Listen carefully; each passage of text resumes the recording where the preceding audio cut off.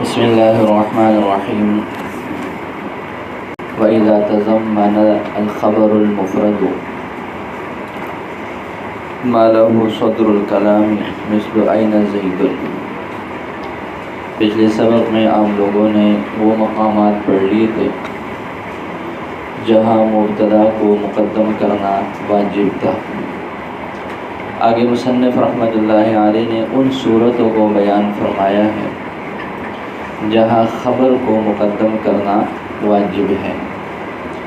ان کی وضاحت یہ ہے کہ پہلا وہ مقام جہاں پر خبر وہ ایسے معنی پر مشتمل ہو جس کو صدارت چاہیے، مبتدا میں بھی یہ وضاحت گزر چکی، لہذا اس کلمہ کو مقدم کرنا یہ مبتدا سے واجب ہو جائے گا۔ جیسے اس کی مثال ہے این زید، این یہاں پر خبر ہے اور زید اس کے لیے مبتدا ہے، اس کو زید مبتدا سے مقدم کرنا واجب ہے۔ کیوں واجب ہے؟ اس لیے واجب ہے کہ جی اس میں معنی استفہام ہے اور استفہام والے معنی کو صدارت چاہیے ہوتی ہے، اس وجہ سے یہ اس کی تقدیم جو ہے وہ واجب ہے۔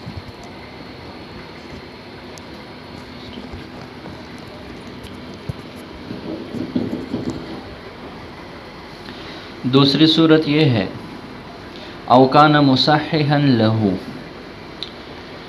مصححا لہو کا مطلب یہ ہے کہ ہر وہ مقام جہاں پر خبر کی تقدیم کی وجہ سے مبتدا بننے کی صلاحیت آتی ہے۔ بیٹھ جاؤ۔ ہر وہ مقام جہاں پر خبر کی صورتحال ایسی ہے کہ اس کی تقدیم کی وجہ سے جس اسم کو ہم مبتدا بنانا چاہتے ہیں اس اسم میں مبتدا بننے کی صلاحیت آ رہی ہے، اس میں مبتدا بننے کی اہلیت اور صلاحیت جو آ رہی ہے وہ اس خبر کی تقدیم کی وجہ سے ہے۔ جیسے اس کی مثال آگے دیکھ لیں، فی الدار رجل، کیا ہے یہ آپ پچھلے مبتدا کے بارے میں وجوہ تخصیص کے بارے میں جو ہے یہ پڑھ چکے ہیں کہ رجل نکرہ ہے اور یہ مبتدا واقع نہیں ہو سکتا۔ اس کے مبتدا واقع ہونے کے لیے یہی ایک صورت ہے کہ فی الدار کو اس پر مقدم کر لیا جائے۔ اب اگر فی الدار کو مقدم نہ کریں اور یوں کہہ دیں رجل فی الدار تو پھر رجل نکرہ محض ہے، لہذا یہاں پر فی الدار مقدم کریں گے تو رجل مبتدا بن سکے گا وگرنہ نہیں بن سکے گا۔ تو دوسری صورت کی سمجھ آ گئی کہ وہ مقام جہاں پر خبر کی تقدیم یہ مصحح ہو مبتدا بننے کے لیے کہ اگر خبر کو مقدم کرتے ہیں تو وہ مبتدا بن سکتا ہے وگرنہ اس میں مبتدا بننے کی صلاحیت نہیں۔ دو صورتیں ہو گئی۔ تیسری صورت یہ ہے او کان لمتعلقہ ضمیر فی جانب المبتدا، مبتدا میں ایک ضمیر ہے اور وہ ضمیر لوٹ رہی ہے کس کی طرف؟ مبتدا کی جانب میں۔ خبر کے متعلقات کے لیے کوئی ایسی ضمیر ہے۔ دیکھیں اس میں علی التمرۃ مثلھا زبدن میں علی التمرہ یہ خبر ہے، مثلھا یہ مبتدا ہے، اس مبتدا میں جو ہا ضمیر ہے یہ ضمیر لوٹ رہی ہے التمرہ کی طرف، لہذا اب اگر ہم اس التمرہ کو بعد میں ذکر کر کے یوں کہتے ہیں مثلھا علی التمرۃ، کیا کہیں اگر مثلھا علی التمرۃ، اس صورت میں نقصان کیا ہوگا؟ مسئلہ یہ ہو جائے گا، خرابی یہ ہو جائے گی کہ مثلھا کی ہا ضمیر لوٹے گی التمرہ کی طرف۔ عبارت کیا بنائی ہم نے؟ مثلھا علی التمرۃ، لہذا ضمیر کا مرجع وہ بعد میں آئے گا، لفظاً بھی بعد میں ہے اور رتبتاً بھی بعد میں، اور یہ صورت ناجائز ہو جائے گی۔ تو لہذا ہر وہ مقام جہاں پر مبتدا میں کوئی ضمیر ہے اور وہ ضمیر لوٹ رہی ہے خبر کے متعلق کی طرف، لہذا وہاں پر بھی اس خرابی سے بچنے کے لیے ضروری ہے۔ آخری صورت یہ ہے او کان الخبر خبرا عن ان مثل عندی انک قائم وجب تقدیمہ، ہر وہ مقام جہاں پر ان اپنے اسم اور خبر سے مل کر مبتدا بن رہا ہو، ہر وہ مقام جہاں پر انا مفتوحہ، انا بالفتح، فتح کے ساتھ انا اپنے اسم اور خبر سے مل کر مبتدا بن رہا ہو اور اس کی خبر ہو تو اس خبر کو مقدم کرنا ضروری ہے۔ جیسے مثال دیکھ لیں عندی انک قائم، عندی یہ خبر ہے، انا ہر مشبہ بالفعل ہے، کاف اسم ہے، اور قائمن اس کی خبر ہے۔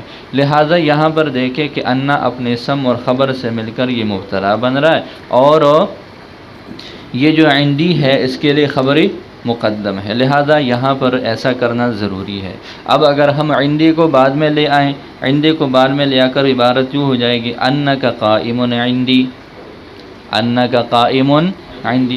اب یہ جو انا شروع میں آ رہا ہے، یہ آپ پڑھ چکے ہو کہ انا اور انا میں کیا فرق ہے۔ انا یہ کلام کے درمیان میں آتا ہے، انا یہ کلام کے آغاز میں آتا ہے، لہٰذا جب ہم اس کو آغاز میں پڑھیں گے تو انا اگر پڑھیں گے تو پہلی بات یہ ہے کہ یہ آغاز ہے، شروع ہے، ہر بندہ یہی سمجھے گا کہ یہ انا نہیں بلکہ انا ہے۔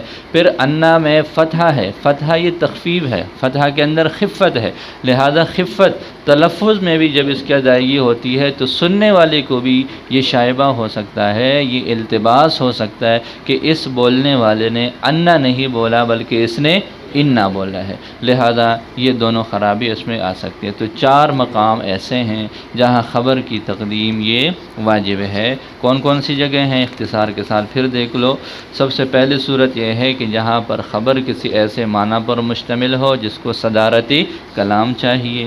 دوسری صورت یہ ہے کہ ہر وہ مقام جہاں پر خبر کی تقدیم کی وجہ سے ہی مبتدا میں مبتدا بننے کی صلاحیت آئے۔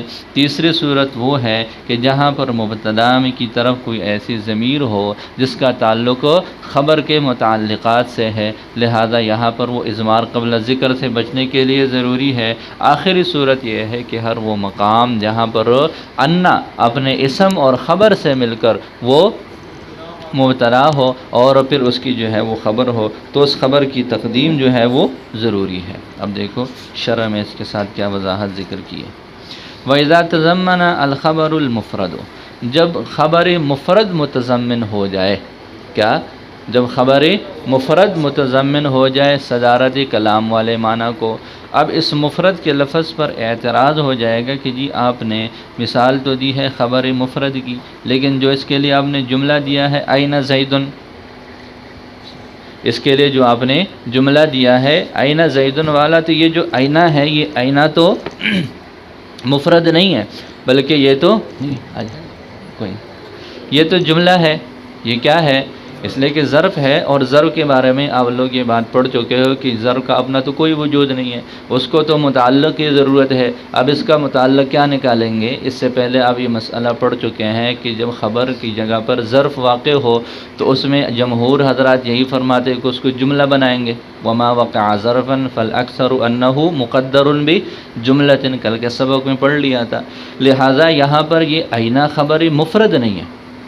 تو اصول بیان کیا کہ وہ خبر جو مفرد ہو اور متضمن ہو جائے، مثال میں آپ نے جو جملہ دیا ہے وہ اَیْنَ کا دیا ہے، اور اَیْنَ تو مفرد نہیں ہے بلکہ یہ تو جملہ ہے، تو اس کا جواب دیا کہ جی مفرد سے مراد وہ ہے جو صورتاً مفرد ہو، مفرد سے مراد جو صورتاً مفرد ہے، باقی بے شک وہ حقیقت میں جملہ کیوں نہ بن جائے، لہذا یہ اس کی وضاحت آگے آ گئی۔ وَإِذَا تَضَمَّنَ الْخَبَرُ الْمُفْرَدُ، جب خبر مفرد متضمن ہو جائے، یعنی وہ خبر لَيْسَ بِجُمْلَةٍ صورتاً، جو کہ صورتاً جملہ نہیں ہے، سواء كان بحسب الحقیقت، برابر ہے کہ وہ حقیقت کے اعتبار سے جملہ ہو، او غیر جملةٍ، یا پھر وہ جملہ نہ ہو۔ ما لہ صدر الکلام، وہی عبارت ہے جو پہلے گزر چکی ہے، یعنی ایسا معنی وجب لہ صدر الکلام جس کو صدارت کلام ثابت ہو، جیسے استفہام ہے۔ مثال اس کی دی ہے اَیْنَ زَیدٌ، بس آگے اس کا انتباہ کیا ہے کہ زید مبتدا ہے، اَیْنَ ایک ایسا اسم ہے متضمن للاستفہام جو استفہام کے معنی کو متضمن ہے، خبرہ یہ اس کے لیے خبر ہے۔ آگے وہی اعتراض کہ جی یہ تو جملہ ہے، فَإِن قُدِّرَ بِفِعْلٍ، اگر اس کی تقدیر کی جائے، اس کو مقدر کیا جائے فعل کے ساتھ، کان الخبر جملةً حقیقتاً، اب یہ خبر جملہ ہے حقیقت کے اعتبار سے، مفرداً صورتاً، مفرد ہے صورت کے اعتبار سے، وَإِن قُدِّرَ بِاسْمِ الْفَاعِلِ، اور اگر اس کی تقدیر لائی جائے اسم فاعل کے ساتھ، کان الخبر مفرداً صورتاً، اب یہ خبر صورتاً بھی مفرد ہے و حقیقتاً اور حقیقتاً بھی مفرد ہے۔ وعلی التقدیرین، دونوں تقدیروں پر، لیس بجملۃ صورتاً، صورت کے اعتبار سے جملہ نہیں ہے، صورتاً مفرد ہونا ضروری ہے، حقیقت کا اعتبار نہیں کرنا، اور یہ صورتاً جملہ نہیں ہے بلکہ مفرد ہے۔ لہٰذا یہ جو مفرد کی قید لگائی ہے، اس سے وہ صورتیں نکل جائیں گی جہاں پر وہ خبر میں مفرد نہ ہو بلکہ صورتاً بھی جملہ واقع ہو۔ لہذا واحترز به، اس سے احتراز ہو جائے گا، عن نحو زید این ابوہ، زید این ابوہ سے۔ دیکھیں زید مبتدا ہے، این ابوہ اس کی خبر ہے، این خبر ہے، ابوہ اس کے لیے مبتدا ہے، یہ پورا جملہ واقع ہو گیا، یہ خبر مفرد نہیں ہے بلکہ یہ خبر ہے جملہ کی شکل میں، لہذا یہاں پر اس اینا کو مقدم کرنا واجب نہیں ہوگا، اذ لا تبطل بتاخیرہ، اس لیے کہ یہاں پر اس کو مؤخر کرنے کی وجہ سے باطل نہیں ہے۔ صدارت ما لہ صدر الکلام، اس چیز کی صدارت جس کو صدارتی کلام حاصل ہے، لتصدرہ فی جملۃ، جملہ میں اس کے مصدر ہونے کی وجہ سے، جملہ میں اس کے پہلے ہونے کی وجہ سے، سمجھ آ گئی؟ تو زید این ابوہ میں کیا ہے، یہ این ابوہ یہ خبر مفرد نہیں ہے بلکہ خبر اور جملہ کے آغاز میں اینا ہے، لہذا اینا اب بھی جملے کے آغاز میں ہے، اس کی صدارت پر کوئی مسئلہ نہیں۔